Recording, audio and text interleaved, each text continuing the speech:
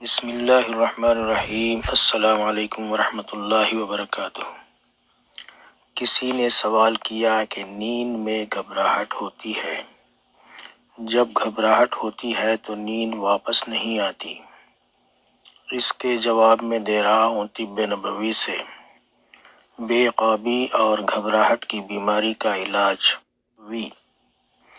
ترمذی نے اپنی جامع ترمذی میں حضرت بریدہ رضی اللہ تعالیٰ عنہ سے روایت کی ہے کہ انہوں نے بیان کیا کہ نبی کریم رحمت للعالمین سے شکایت کی کہ اور کہا کہ اے اللہ کے رسول صلی اللہ علیہ وسلم، میں بے خوابی کی بیماری کی وجہ سے رات میں سو نہیں پاتا۔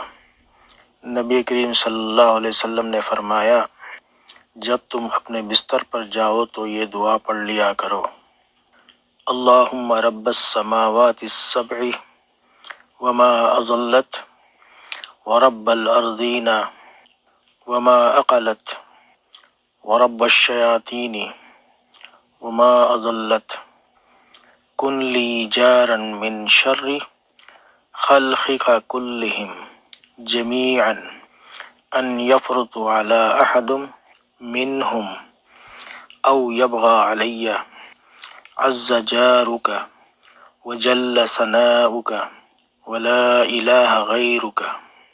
ترجمہ: اے ساتوں آسمانوں اور ان کے اندر رہنے والی تمام چیزوں کے رب، اور اے زمینوں اور جو چیز بھی اس پر ہے ان کے رب، اور شیطانوں اور جس کو انہوں نے گمراہ کیا ان کے رب، تو میرے لیے اپنی تمام مخلوق کے شر سے پناہ بن جا کہ ان میں سے کوئی مجھ پر زیادتی نہ کرے یا میرے خلاف اٹھ کھڑا ہو۔ آپ کی پناہ بلند ہے اور آپ کی تعریف اعلیٰ ہے، اور آپ کے علاوہ کوئی معبود نہیں ہے۔ ترمذی شریف میں ایک اور حدیث عمرو بن شعیب سے روایت ہے کہ وہ اپنے باپ سے، وہ اپنے دادا سے روایت کرتے ہیں کہ رسول اللہ صلی اللہ علیہ وسلم لوگوں کو خوف کے وقت، گھبراہٹ کے وقت یہ دعا سکھاتے تھے: اعوذ بکلمات اللہ التامات من غضبہ وعقابہ وشر عبادہ ومن ہمزات الشیاطین واعوذ بک ربی ان یحضرون۔ ترجمہ: میں اللہ کے کلمات تامہ کے ذریعے اس کے غضب اور اس کے عذاب اور اس کے بندوں کے شر اور شیاطین کے وسوسے سے پناہ مانگتا ہوں۔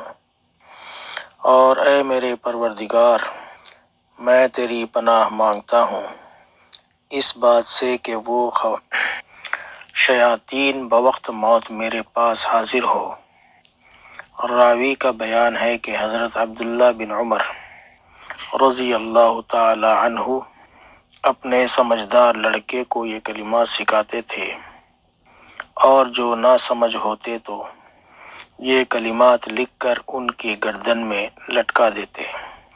اس تعویذ میں علاج میں جو مناسبت ہے وہ کوئی ڈھکی چھپی بات نہیں ہے۔ اگر آپ کو یہ ویڈیو اچھی لگی ہو تو اپنے بھائیوں سے ضرور شیئر کریں اور لائک کریں اور اچھے کمنٹس بھی کریں۔